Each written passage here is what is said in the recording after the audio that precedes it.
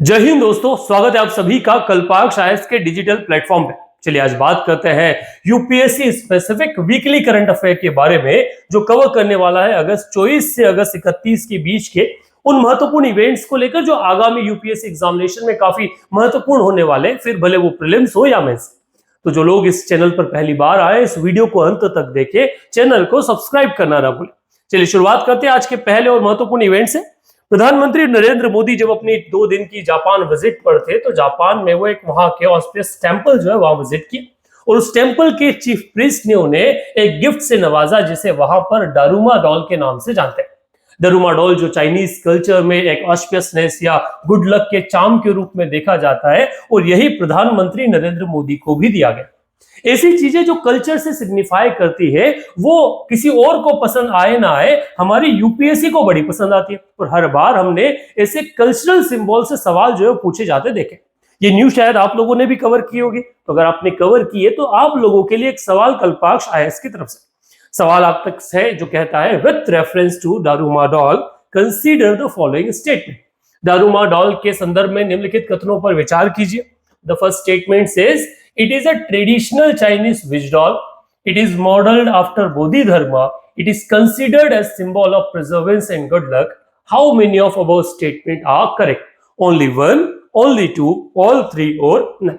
हिंदी में अगर पढ़े तो पहला स्टेटमेंट कहता है, यह एक पारंपरिक चीनी इच्छा गुड़िया है। इसे बोधि धर्म के अनुरूप बनाया गया। इसे दृढ़ता और सौभाग्य का प्रतीक माना जाता है। ऊपर दिए गए कथनों में से कितने सही है? केवल एक, केवल दो, तीनों या कोई नहीं। आप लोगों ने न्यूज कवर की, आपका आंसर शायद मेरे से पहले आपके कमेंट बॉक्स में दिखना चाहिए। चलिए, जो लोग ने पहली बार इस न्यूज पर आए हैं, पहले कवर नहीं कर पाए, उनको थोड़ा एक्सप्लेन कर देते हैं अबाउट द न्यूज। तो प्राइम मिनिस्टर नरेंद्र मोदी अपनी जापान विजिट में वहां के जो टेंपल, वहां का जो श्राइन बेसिकली है, जिसे रेशी हॉर्स कहा जाता है, वहां के चीफ प्रीस्ट से मुलाकात की और उन्हें गिफ्ट में क्या मिला? एक दारुमा डॉल। अब ये दारुमा डॉल जो है वो आइकॉनिक सिंबल है जापानीज कल्चर का, और ये एक ट्रेडिशनल जापानीज विश डॉल के रूप में जानी जाती है, जो मॉडल्ड है बोधि धर्म के आधार पर। इस आधार पर अगर देखा जाए तो पहला स्टेटमेंट जो इसे चाइनीज डॉल कहता है वो तो इनकरेक्ट हो जाता है, और दूसरा स्टेटमेंट यहां से क्या है? करेक्ट है। आगे अगर बात की जाए तो the doll is considered as symbol of perseverance and good luck, often used to representing setting achieving goals according to Japanese website. तो इस आधार पर यह भी कहा जा सकता है कि तीसरा स्टेटमेंट भी इसके बारे में क्या है? करेक्ट है। So they are the two statement which are correct about the part. तो यहां से अगर सवाल देखा जाए, अगर क्वेश्चन पे आते हैं, तो पहला वाला स्टेटमेंट आपका इनकरेक्ट है, जो इसे चाइनीज विच डॉल कहता है। दूसरा सही है, तीसरा सही है। इसलिए how many of above is correct? So the only 2 are correct. 2 answer correct है, तो करेक्ट ऑप्शन हो गया आपका बी। चलिए, ये क्वेश्चन जनरली आपको किस तरह से लगा आप बताइएगा। हम आगे बढ़ते हैं, अगली न्यूज को कवर करते हैं। अगली महत्वपूर्ण न्यूज जो आपकी आई इसी साइंस एंड टेक्नोलॉजी वाला जो पार्ट है उस।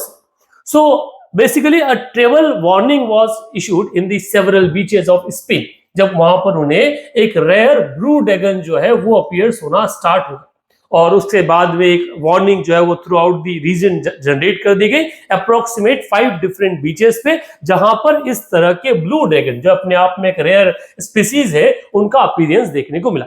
बेसिकली न्यूज 28 ऑफ अगस्त को पब्लिश की गई, और शायद आप लोगों ने भी अपने कंटेंट जहां आपसे आप करंट अफेयर कवर कर रहे हैं वहां आपने देखी होगी। अगर नहीं देखी है तो इससे संबंधित एक सवाल आप तक लेते हैं। And the question is here, with reference to the blue dragon consider the following statement. The first, these are small type sea slug that live on the ocean surface, drifting with the current. They feed on jellyfish. They are typically found in the temperate water. How many of above statement are correct? Only one, only two, all three or none. इससे संबंधित इसी question को अगर हिंदी में translate करें तो ये कहता है, ब्लू ड्रैगन के संदर्भ में निम्नलिखित कथनों पर विचार कीजिए। ये एक छोटे प्रकार के समुद्री स्लग्स हैं जो समुद्र की सतह पर रहते हैं और धाराओं के साथ बहते रहते हैं। ये जेलीफिश खाते हैं। ये आमतौर पर समशीतोष्ण जल में पाए जाते हैं। ऊपर दिए गए कथनों में से कितने सही हैं? केवल एक, केवल दो, तीनों या कोई नहीं। आपका जो भी आंसर है, आप आंसर अपना कमेंट बॉक्स में डालिए। हम आपके आंसर का एक थोड़ा इंतजार जो है वो कर लेते हैं। जो लोगों ने भी अपनी न्यूज कवर कर रहे हैं अलग अलग सोर्स से, आपको ये ध्यान देना चाहिए कि एग्जामिनेशन किस तरह की डिमांड आपसे रखती है और कैसे क्वेश्चंस बनाती। अगर आप वो क्वेश्चन सॉल्व नहीं कर पा रहे तो एक सवाल आपकी उस प्रिपरेशन पे निकलता है जो आप कर रहे हैं। अगर आपका ऑप्शन के जो लोगों ने न्यूज नहीं पढ़ी उन लोगों के लिए हम थोड़ा सा इसको एक्सप्लेन कर देते हैं। So the several beaches in Spain such as the beaches of the wavers, गडमार, they appear they were closed in the earlier the month after the teeny species of the sea slug that is of the blue dragon appears on the coast. The blue dragon जिनका जो scientific नाम है उन्हें कहा जाता है Glaucus एंटाल्टियस are the small type of sea slug that live on the ocean surface drifting with the currents, while other sea slugs live on the seabeds. Blue dragon float upside down like when we float on our back, so they can do so by swallowing and maintaining an air bubble in the stomach. So hence the statement one is correct which says कि ये क्या है, ocean surface पे रहते हैं और drifting करते हैं with current के साथ में। वहीं अगर अगला स्टेटमेंट देखा जाए तो वो कहता है the blue dragon have another unique trait. They feed the jellyfish and venomous, that is the a particular प्रजाति that is Phonosferus, and such as the Portuguese man ova, and thus stinging the cell of the jellies into the multiple finger-like structure, so propounding their body. So the statement second is also correct about the point. इस आधार पर दो statement आपके जो इस question में दे रखे हैं वो करेक्ट निकलते हैं। थर्ड अगर बात की जाए तो वो कहता है blue dragon occurs in the warm tropical waters in Pacific, Atlantic and Indian ocean. In recent years, there have been cited another alphabet in the countries such as Australia, South Africa, and United States.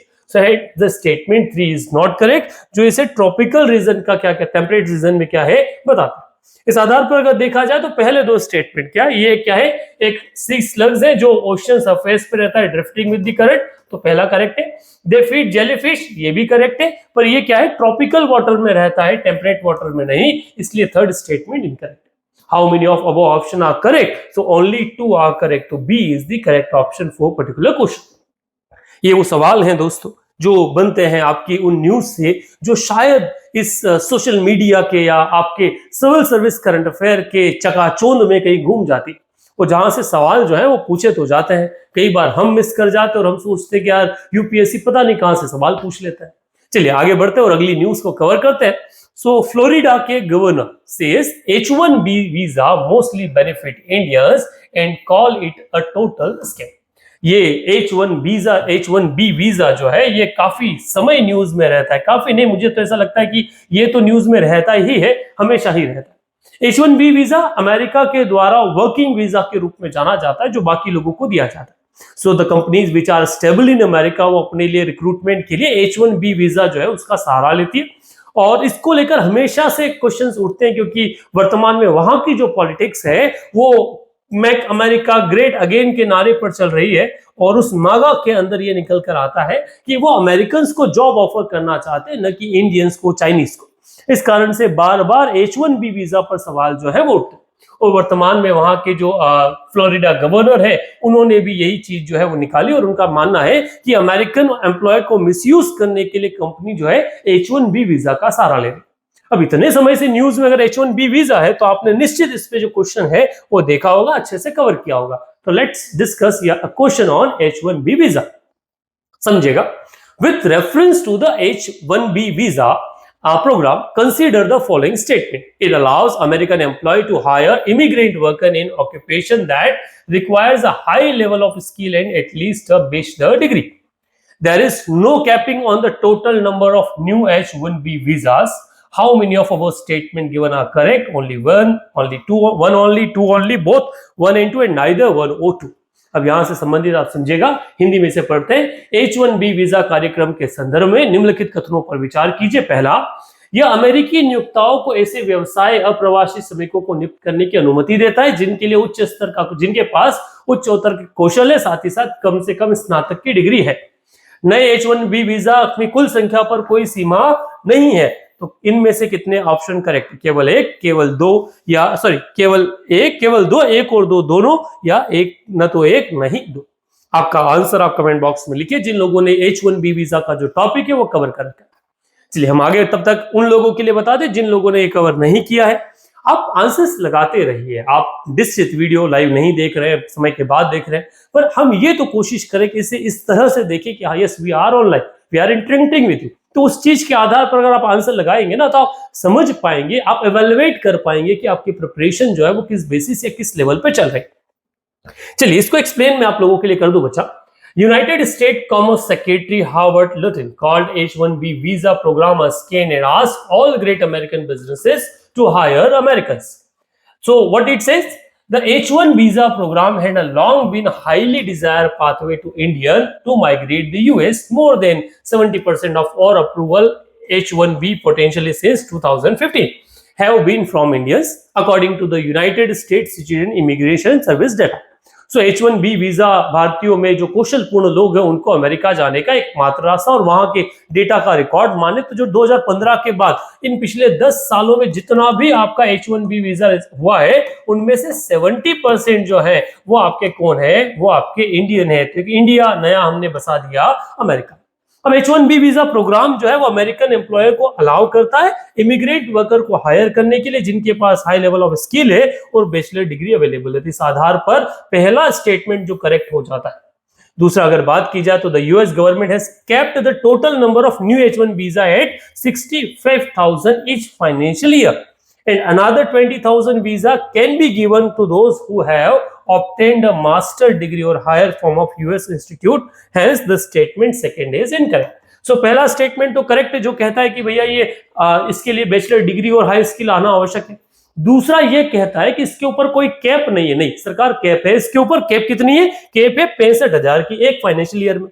तो 65,000 तो bachelor वाले और 20,000 master वाले, जिन्होंने master US की किसी university से किया है। तो टोटल कितना हो गया आपके पास? 85,000 जो पीपल है उनको इसके साथ वीजा दिया जा सकता है।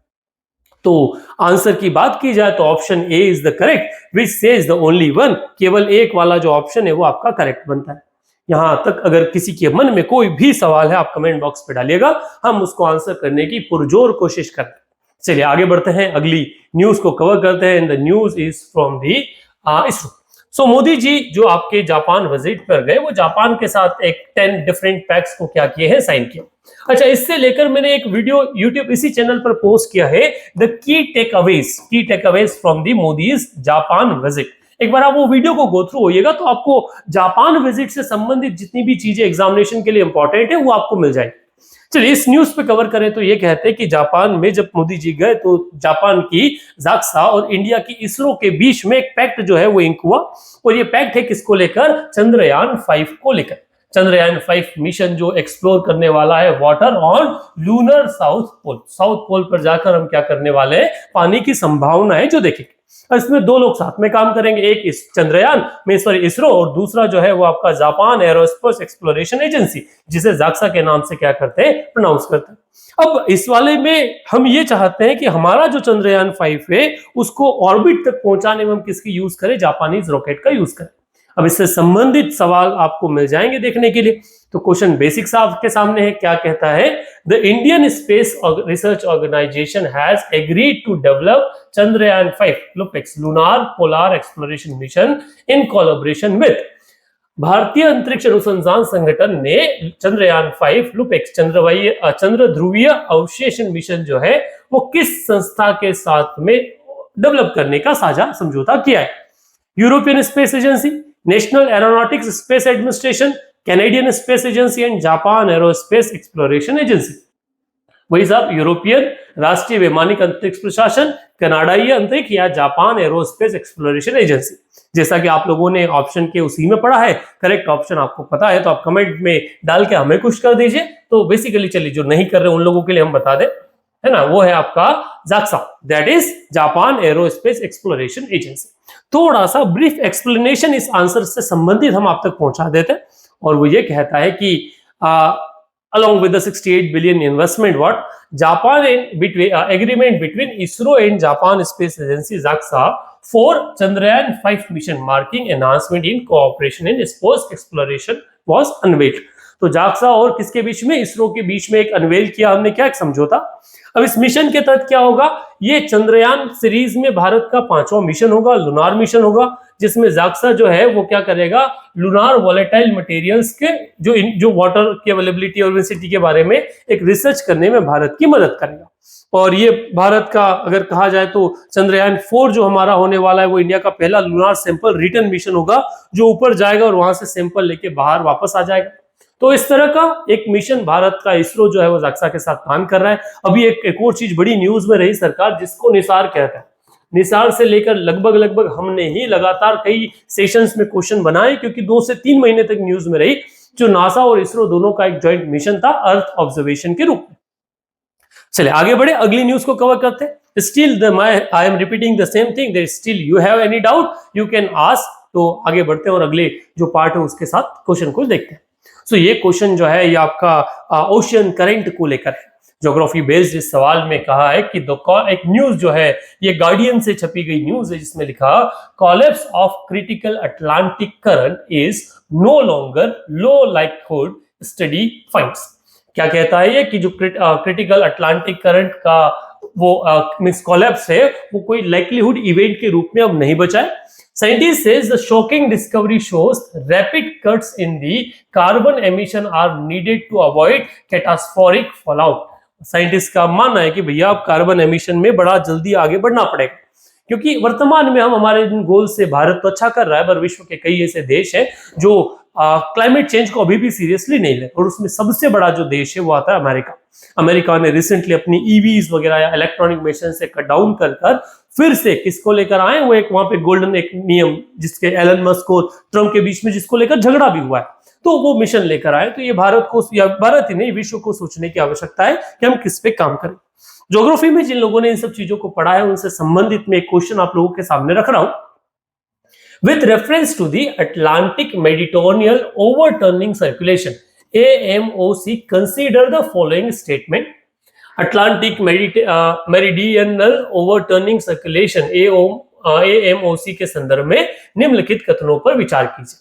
पहला point, it carries warm surface water from the tropic towards the northern hemisphere. Gulf Stream is not a part of AMOC. An AMOC shutdown would cool the northern hemisphere and increase rainfall over Europe.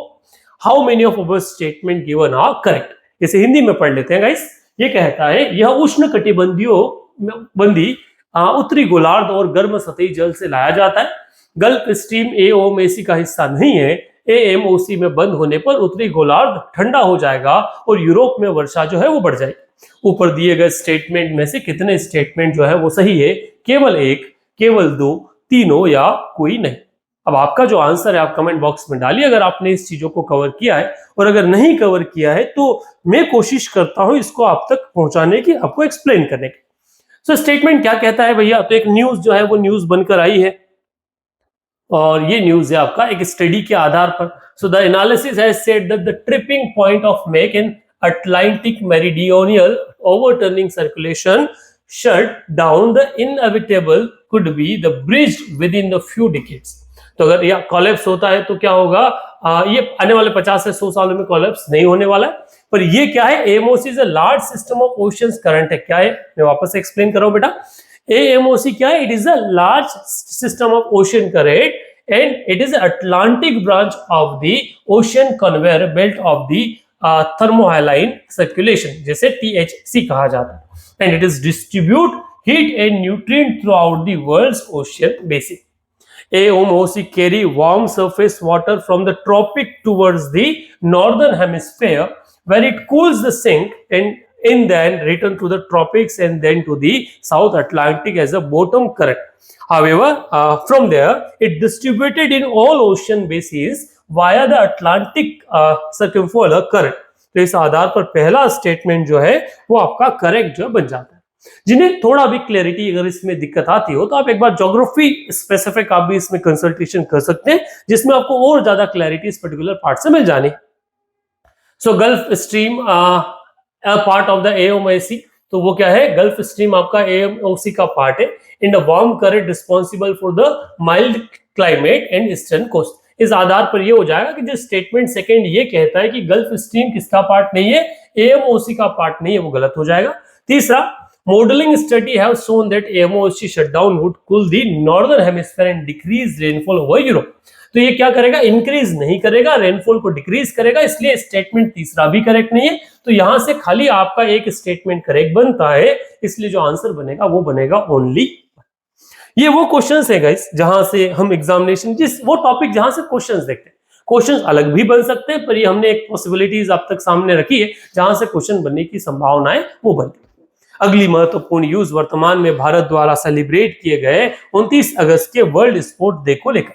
Bharat द्वारा 29 अगस्त major जो basically Dhyanchand जो है उनकी birth anniversary के लिए हम celebrate करते हैं, उसी दिन को हम नेशनल स्पोर्ट्स डे मनाते हैं। तो वहां से संबंधित चीजें जो है न्यूज में आई है, और ध्यानचंद बड़े न्यूज में, क्योंकि लंबे समय से इन्हें भारत रत्न देने की मांग की जा रही है, पर अभी तक भारत रत्न इन्हें मिला नहीं। हॉकी के जादूगर के नाम से प्रसिद्ध। अब यहां से संबंधित एक सवाल जो है वो आपके सामने हम लेकर आए। बेसिक क्वेश्चन है, करंट से बेस्ड है, पर हाँ थोड़ा सा महत्वपूर्ण है, समझिएगा, आंसर कीजिएगा। With reference to the National Sports Day, consider the following statement. The day commemorates the birth anniversary of Major Dhyanchand. The key theme of 2025 is एक घंटा खेल के मैदान में। ठीक, ये नया मिशन शुरू किया गया है। National Sports Day was the first celebrated in 2010 to promote sports in the country and acknowledge the effort of Indian athlete. And the Khelo India movement was launched on occasion of National Sports Day in 2015. अब वो लोग जो कहते हैं कि एक साल का करंट अफेयर, इन्होंने पूरा करंट अफेयर निकाल दिया, क्योंकि ये न्यूज में अभी से है ना भाई। अब इसको हिंदी में समझते हैं। राष्ट्रीय खेल दिवस के संदर्भ में निम्नलिखित कथनों पर विचार कीजिए। यह दिन मेजर ध्यानचंद की जयंती के उपलक्ष्य में मनाया जाता है। यह 2025 का विषय एक घंटा खेल के मैदान में है, मतलब यहाँ विषय एक घंटा खेल के मैदान में थीम पर इसे मना रहे हैं। देश में खेलों को बढ़ावा देने के लिए भारतीय एथलेटिक्स प्रयास को मान्यता देने के लिए राष्ट्रीय खेल दिवस पहली बार 2010 में मनाया गया, और खेलो इंडिया आंदोलन 2015 के राष्ट्रीय खेल दिवस के अवसर पर शुरू किया गया। ऊपर दिए गए कथनों में से कितने सही? आंसर आप निकालने की कोशिश कीजिए, और नहीं हो तो तुक्का मार के देखिए कि सही होगा कि नहीं होगा, कि आपको क्लैरिटी मिल जाए ना कि एग्जाम में तुक्के कितने काम में आते हैं। या फिर वो आपकी एलिमिनेशन मेथड लगाकर देखिए कि कितने ऑप्शंस आप बता पाते हैं, सही बता के नहीं। कमेंट करने के बाद में चेक कीजिएगा। इसमें शर्म मत रखिए यार, यहाँ आप प्रैक्टिस में शर्म नहीं होना चाहिए। कई बार सोचता है कि यार मैं अपने नाम से कमेंट करूंगा, गलत हो गया तो लोग क्या सोचेंगे। लोग कोई कुछ नहीं सोच रहा, आपको अपने प्रयास पर देना है, आपको अपनी प्रैक्टिस जो उस पर फोकस करना है। चलिए इसको आंसर कीजिए, और बाकी मैं आपको इसको एक्सप्लेन कर देता हूं थोड़ा सा आपकी क्लैरिटी के लिए।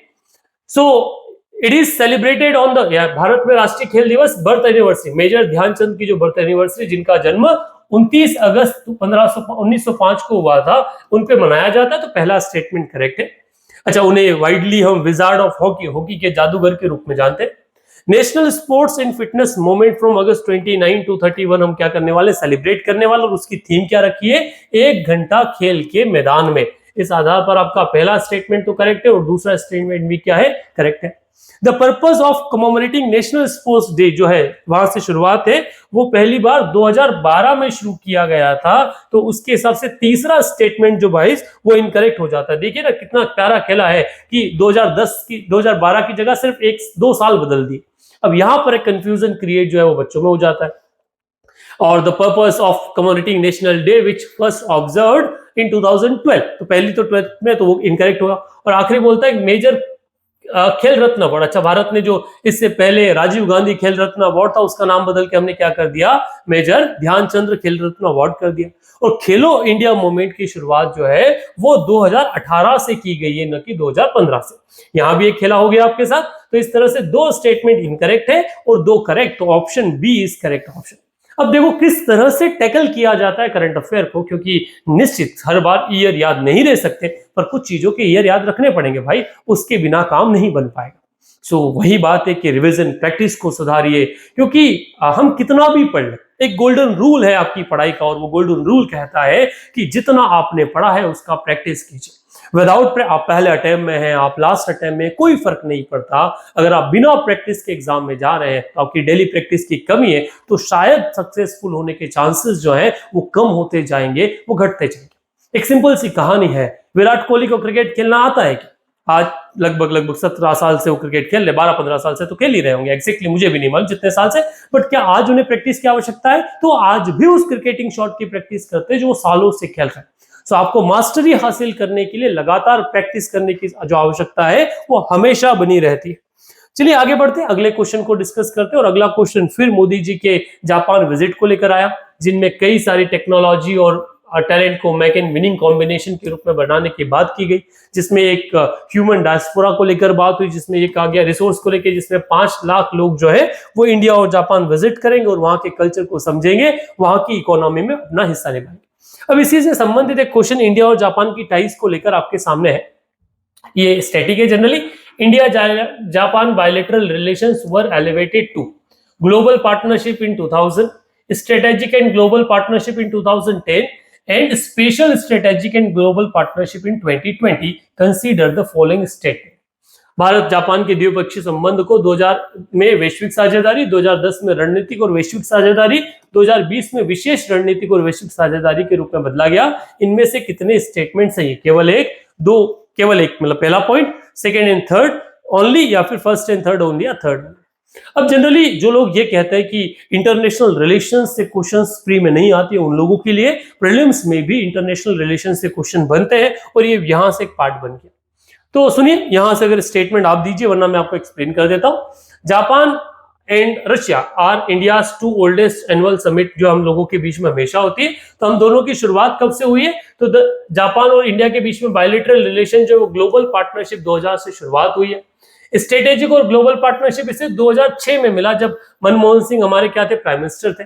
तो इस आधार पर पहला स्टेटमेंट जो है वो क्या हो गया? करेक्ट हो गया। और दूसरा स्टेटमेंट जो 2010 का बोलता है वो इनकरेक्ट हो गया। और तीसरा स्टेटमेंट भी क्या है? इसमें इनकरेक्ट है। तो इस आधार पर अगर देखें तो कौन सा स्टेटमेंट करेक्ट बनता है? ये अकेला करेक्ट बनता है। कैसे?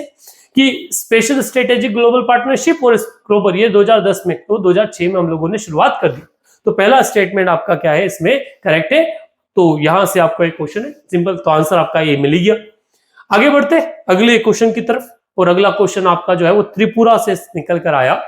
कहता है the Tripura must using water that flow into Bangladesh Titas river in अगरतला's drinking supply. Tripura chief minister Manik Shah said that has proposed the water that goes to Titas can be supplied to 51 ward of Agartala Municipal Corporation for drinking purpose। Bangladesh और India के बीच में वैसे संबंध जो है वो तलकी पर है, और उसी बीच में एक रिवर, एक नदी न्यूज में है जिसका नाम है तितास।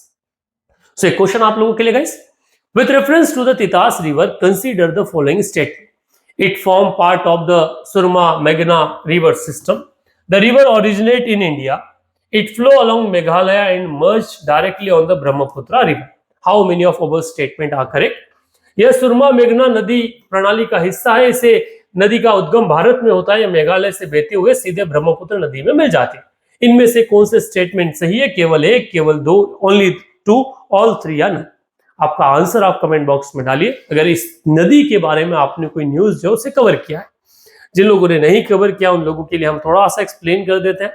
द तितास रिवर जो है आपका मर्ज विद दी मेघना रिवर, ठीक है, and form part of the Surma मेघना river system in flow along the Tripura. तो इस आधार पर पहला स्टेटमेंट करेक्ट हो जाता है, तीसरा इनकरेक्ट हो जाता है, जो ये कहता है कि ये मणिपुर से बहती है। ये कहां से बहती है? त्रिपुरा से ही बहती है।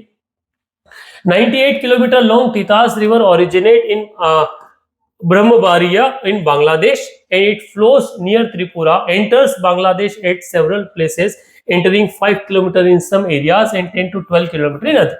So the second statement भी क्या है? करेक्ट है। बांग्लादेश से शुरू होती है, फिर इंडिया में आती है, फिर बांग्लादेश, और इस तरह से बाउंड्री वगैरह के निकाल के नदी जो है ये बहती है। इस आधार पर अगर देखा जाए तो क्वेश्चन का करेक्ट आंसर क्या बनता है? वो बनता है ए, कि only one option is correct.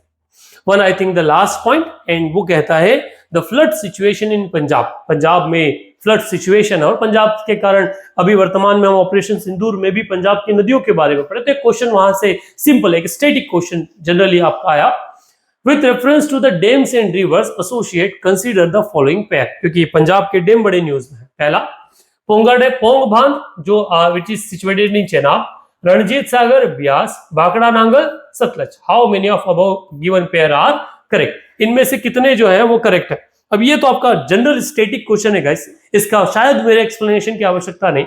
इसका ऑप्शन आप कमेंट बॉक्स में डालिए कि कौन सा बांध जो है वो कौन सी नदी पर बना है।